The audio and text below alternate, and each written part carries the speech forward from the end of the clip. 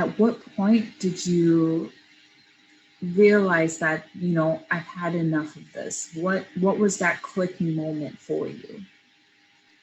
To be honest, I think one of my biggest regrets in the whole thing, which took me a lot to be able to heal from, was that there were so many red flags, and it took me way too long to be able to reach the breaking point of separating myself from him. So how I reached that breaking point was, I obviously left South Africa. I immigrated for the greater purpose of both of our lives. And I was obviously in the process of bringing him over to immigrate with me so we could begin a life together. And obviously I paid a lot of money for that. I put in a lot of time, and I immigrated alone. So it was extremely difficult. And I immigrated with nothing, like absolutely nothing. It was very hard. And so how I found out that he was cheating is because one of the women that he was cheating with actually contacted me on social media and told me. And it was so strange because at first I didn't even believe it. This was just unbelievable. And he, again, because she contacted me, he said things to me like, oh, she's lying, block her, don't believe her. And I didn't at first. And I even responded to her and said to her, why would you want to do that? Like, why would you want to break us apart when he's actually loyal to me? Yeah. So she sent evidence, and it was in black and white that he cheated. Mm-hmm. Mm-hmm. And like I say, that was the first time then that I found out that he had cheated. And then that's when he started with the porn addiction, going to church, so on and so forth. So I decided to forgive him because I had invested all of this, love and commitment, time and money into bringing him over and starting a life with him. And then about 4 months down the line, obviously more things started coming out. He was cheating with other women, and he was even cheating with this person's sister. So he was playing two siblings against each other. Mm-hmm. And he was also gaslighting this person and saying, convincing her that he was going to start a life with her, and that the process of him, immigrating, he was doing on his own. Meantime, it was me paying for everything, doing the admin work. You know what I mean? Right. So when all of that came out, it was breaking point for me. It was too much. Yeah. And I obviously then started discovering more and more about even the details that he lied about with regards to the cheating. Mm-hmm. And all these people just came out of the woodworks. And it was over a period of time that they did. And they came with evidence, and people that he even was working with told me that even while I was there in South Africa, he was cheating on me. Mm-hmm. And that he was using my car to do it. Wow. Because I would let him use my car to go to work. Yeah. And obviously in times when he would disappear, it was because he was using my car to go cheat on me. Mm-hmm. So that was breaking point for me, and it was very difficult to go through. Sorry you went through that. To come to that realization, that's one of the hardest things, because the idea of who this person is, and then the reality of what you're seeing, it's like, who have I been dealing with? Mm-hmm. And that's a hard place to be. Like, you're kind of stuck in the middle, and that's hard. It's not easy. And I just really wanted to point something out here. Just the cycle that we just went through, just to bring it to forefront. So we went through the cycle where this person was perfect match, loving, everything you expected to.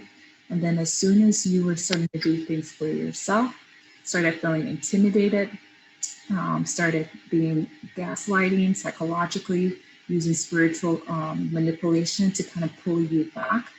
And one of the classic signs of a narcissist is that they will use you as a supply, right? So to him, you were providing shelter, you were providing money, you were providing a car, you were providing emotional support. So the narcissist will drain you and will kind of depend on you for things. Some narcissists, I should say that. And that's why the whole term supply comes in, because they're using and draining whatever they can. And at the same time, gaining a supply somewhere else as soon as they lose control of you or start feeling like they're losing control of you.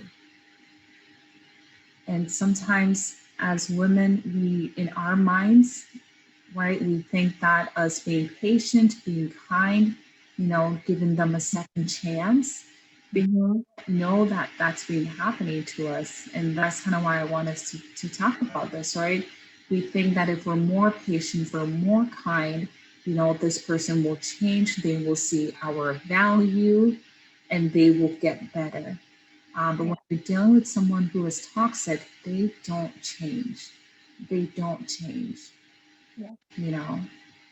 Now, and I'm so sorry that you had to get to the point where all these people were giving you all this information. And then what happens is that in your mind, you remember this loving person, right? In the beginning. And now you're trying to understand, like, what is this cheating, lying person? Like, I don't know. So how did you bring those two worlds to like match up and come to the realization that this is the real person? Because that's where a lot of people sometimes get stuck, accepting, right, the realities of what's happened. Yes. To be honest, I realized that's what kept me there for 6 years. It's because from my own trauma bonding, I was holding on to this little bit of hope of the good person I saw in the beginning.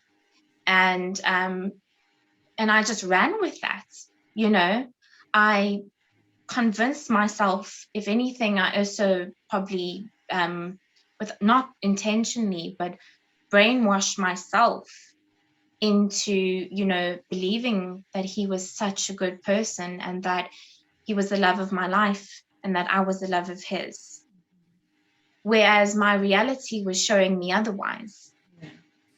And I, again, not intentionally, kept on ignoring the reality because I was so desperately holding on to this thing that I've always wanted and never had, which was love.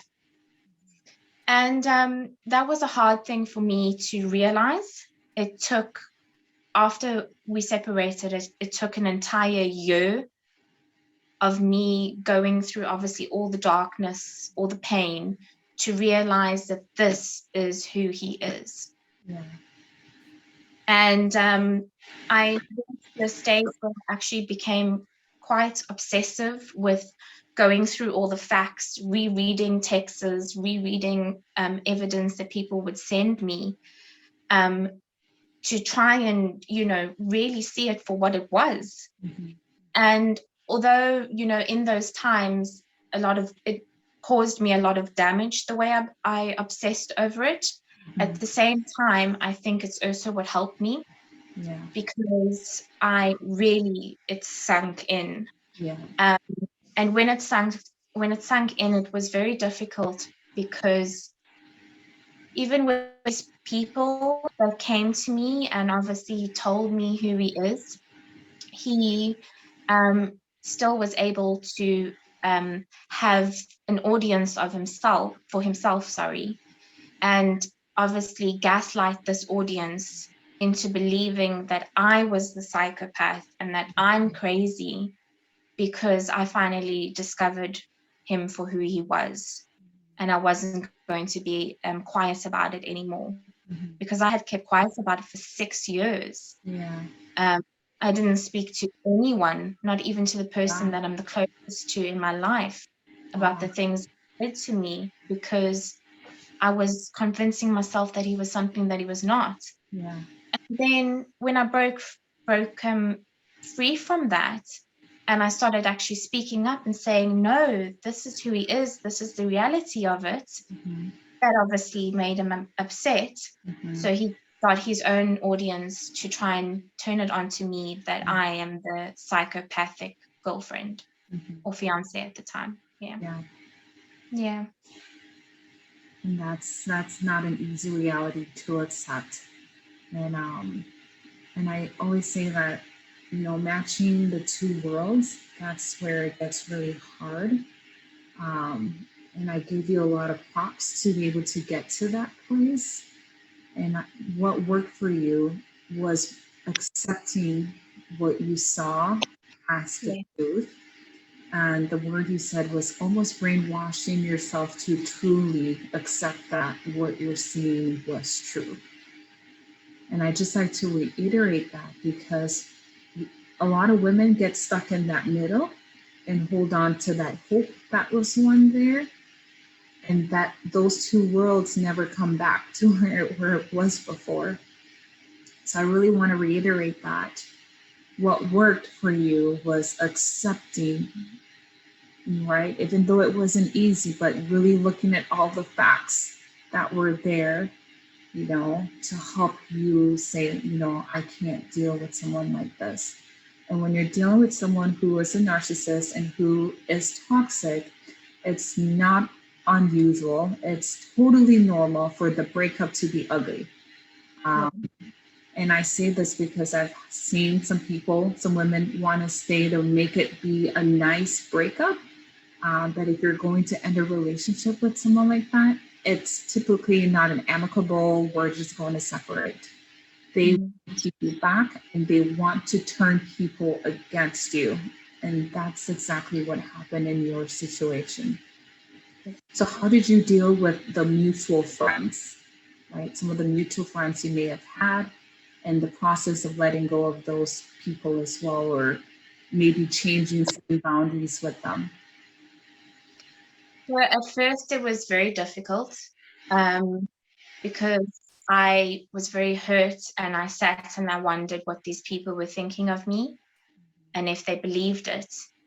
And I think then over time I thought to myself, well, of course they believe it because I was once one of those people. So for me, I came to a point where I said to myself, okay, Dominique, you need to heal. You need to focus on yourself. You cannot care what other people think. And that goes not only for mutual friends or the people that, he obviously gained an audience with, but also for the people that I tried to impress by saying that he was this amazing person for the 6 years that I was with him. Because, again, like I said, the things that he would do to me, I kept to myself. I didn't tell anybody. So everyone else thought that he was the most amazing person, that we were going to get married, and that we were obviously meant for each other. And that too was hard because, I now said to myself, I need to tell the truth. I need to set myself free. And whether what these people think is not actually my problem. So I had to, open up and tell all of these people who he really was. And of course, I didn't go into all the details with everyone, only with the ones most closest to me. But that in itself was so difficult because I felt like I had failed. And that was so hard. But I think that once you get through that, again, that helps to make it your reality. And it helps to also set yourself free from caring about other people's opinions or what they think is best for you. You need to discover what is best for you, and you need to live life. So that's what I did. And I went off of social media for about a year. Yeah. And I healed myself and I just tell myself that, yes, it hurts that he's probably going to get away with these actions for many more years to come and do this to many more people, many more women. And that hurts me and that frustrates me. But there's nothing I can do about it. It's out of my control. And one day, these people will see him for who he is, and they Right. will realize Right. that I was the victim in it. That takes a lot of courage and strength, and I applaud you for that. Because you have to be able to trust yourself in this process.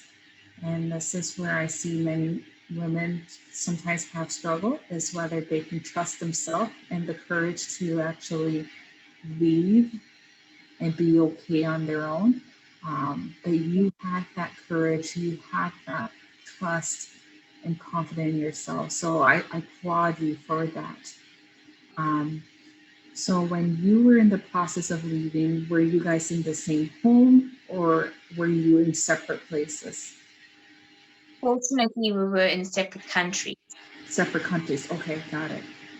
So, so I that think helps that's a lot. A lot. Yeah. easier.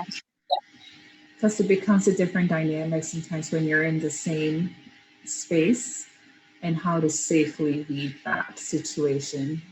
And I always like to talk about that, because you want to maintain your safety when you are dealing with the narcissist because you don't know what they're going to do. So, having a safe plan if you are in the same home or vicinity, what that will look like for you. Yeah. So, regarding your healing journey, I heard you say some things on there. You took a year off of social media. Um, Walk us through like the emotions and that was kind of running through your mind. How did you deal with the constant thoughts that would come back? Not maybe getting closure from him. What was those initial phases like, and how did you get to your place of healing? So the reason I decided to go off of social media is because I find when you're healing, especially in the beginning, there will be a lot of triggers, and you're not going to be able to know how to deal with those triggers in the beginning. So social media was very triggering for me. So let's say, for example, you see an image about a narcissist, or you see an image about a couple that are in love, or whatever. It triggers you in the beginning. And I realized that, and I said to myself, I need to get off of here. I can't deal with these triggers just yet. So I removed myself for, again, an entire year. And I would say that for the first year, I cried every single day. I was a complete mess. I didn't sleep. I constantly had anxiety attacks. My body was shutting down. I was always suffering from migraines. And at the same time, I couldn't stop because, again, I had immigrated on my own and it was just me. I had to work. I had to get up every single day. I had to put on a face that everything was okay. And I couldn't, I would even have like nervous breakdowns at work. For example, when the radio is playing and our song came on, you know, I just couldn't even hold that back anymore. Whereas before I was very, very good at, putting on my poker face and making everyone think that I'm okay and I'm this strong, independent person. But I was so broken at that time that I couldn't even do that. That when the song came on, everything just came out. And I had literally had a nervous breakdown in the office, And I kept on having nervous breakdowns in the beginning. So it was very, very difficult.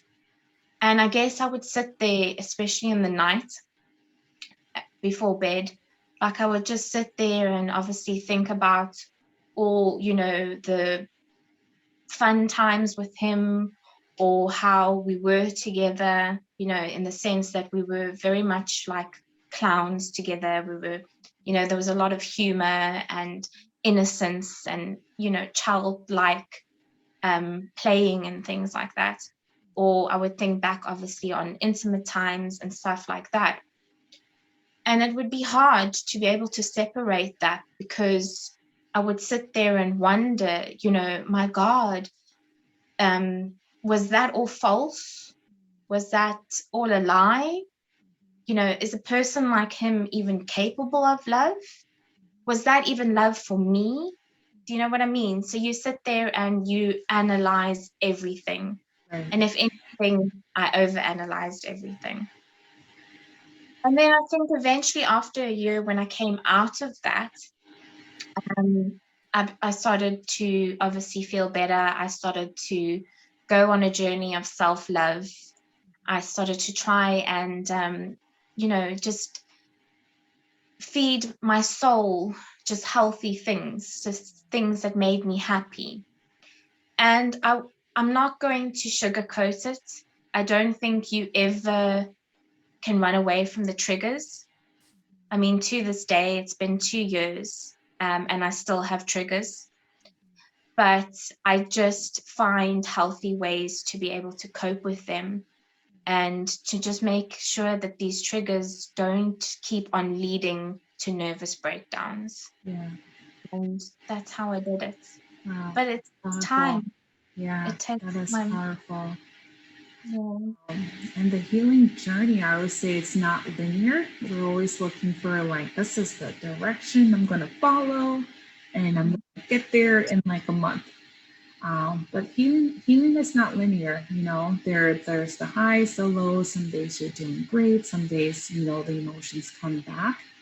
And just what you said is about learning how to love yourself through those moments, how to desensitize those triggering moments so that it's not triggering as it used to.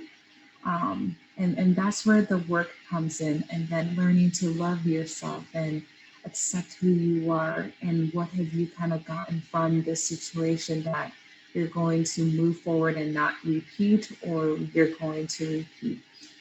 So healing is never linear. It's a journey, and that's a beautiful and a scary thing at the same time.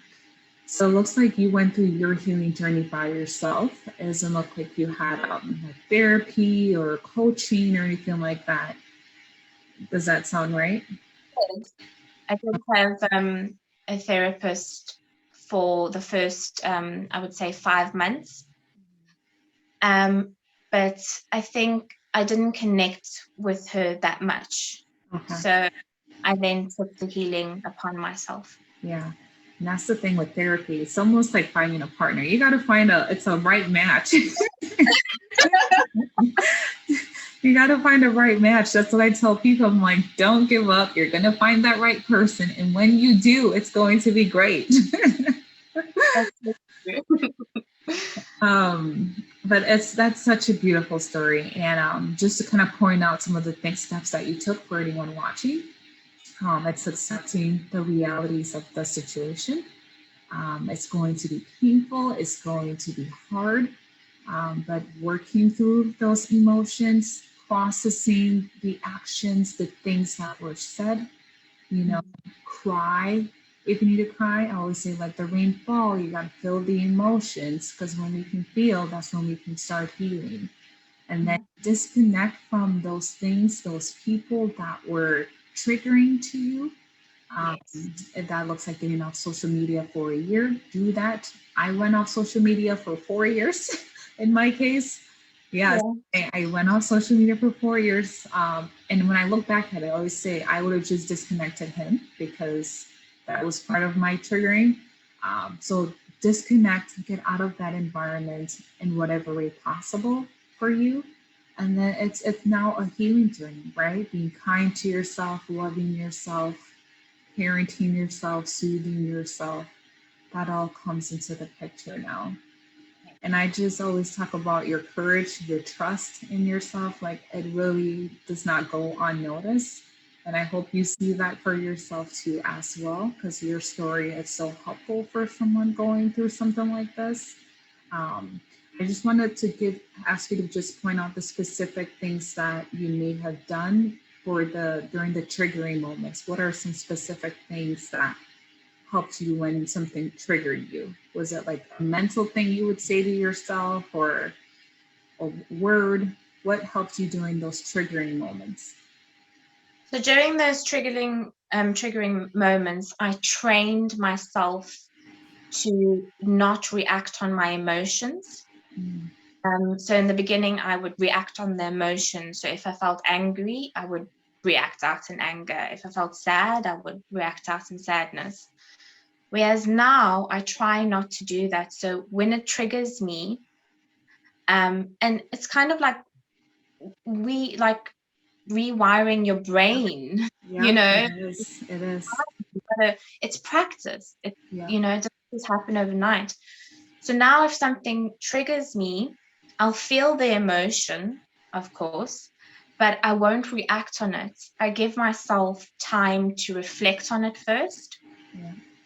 And I have found that with doing that, with reflecting rather than reacting, the emotion actually then disappears. Mm-hmm. You don't then feel it anymore. Whereas when you react on it, you then actually feel the emotion for a much more prolonged time. Yeah. Yeah.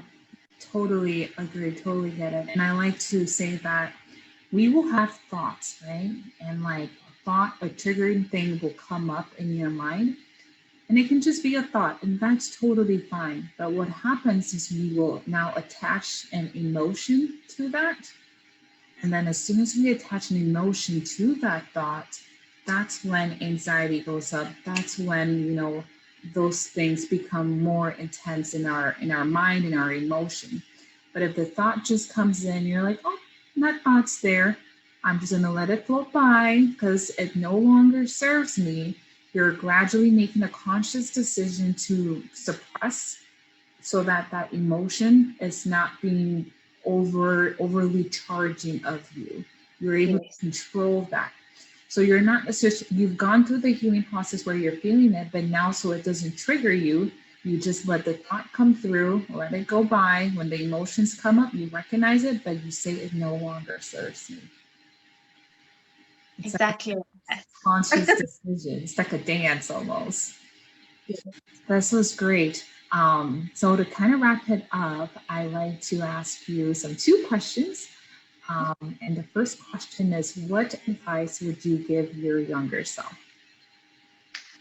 Cool. I would give my younger self, I would forgive her because I think if anything that was the hardest part was forgiving myself. Mm. Um, because I felt a lot of the time that it was my fault. And I forgive my younger self in the sense that I obviously grew up in a very abusive environment. And both my parents abandoned me. And that now makes sense to a lot of also my type of toxic patterns that I developed. And when I say toxic patterns, I don't mean in the sense that I went out and abused people, I but in understand. Yeah. but in the sense that obviously I held on to abusive things so much because I kind of was maybe desperate to be loved because I wasn't loved as a child. Yeah. So I would say that I forgive her for that and that it's okay. And that, at least I have realized this at a much more younger age than most people have Mhm. in their life. And I have so many more years ahead of me, you know, to live a healthy life. Yeah, absolutely. That is beautiful. Forgiveness is so hard, but so rewarding. Um, and we didn't know better when we were younger, right? So when we didn't know. So to not judge ourselves from that standpoint, that's beautiful. And then another question for you that I have is, what is your favorite song? What is a song that got you through this moment? So there was a few songs. I know that there's a stereotype about obviously rock music or metal music. There's a huge stereotype about it and stuff. But for me, that is actually what got me through a lot. So, for example, there's a band called Spirit Box, You know, she sings a lot about abusive relationships, being gaslighted, and things like that. And listening to that music is literally what got me through, because I studied word for word. I tried to understand it, and I realized from it that, you know, I wasn't alone. There's so many people out there that go through this. And, you know, these musicians, they are brave. They turn their pain into art, and, you know, they help us to get through our darkness. And that literally, oh my gosh, it pulled me through Yeah, so much. I totally agree. Um, Mm, I am a big believer, and for me too, music is very helpful because it puts to words and times things that are hard for us to say. yes. And even for positive things, it puts to words some things that are hard for us to say about ourselves. So if you're going through something, people, I'm like, put on music and just feel. If it's hard to feel, just put on that music that speaks what it's saying and just feel. And if you're needing that positive pump up, put on a positive music that gets you energized and you feel your vibration increase. It's just wonderful what music does. Yes. Thank you so much for sharing your story. I love your bravery, your courage, your trust in yourself, and the chance you've given yourself to heal and to continue to heal. And for anybody out there who is watching this, what advice would you give them?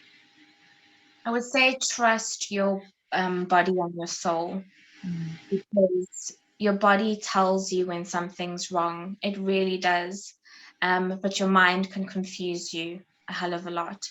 So I feel like if your gut or your soul or your instinct, whatever you want to call it, is telling you something, there's a reason for it. So try not to convince yourself otherwise. beautiful. I love that. Thank you so much.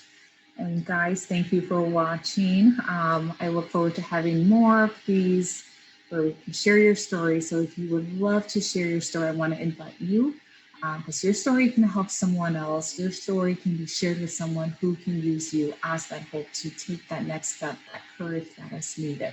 So until next time, that's Vibe with Viv.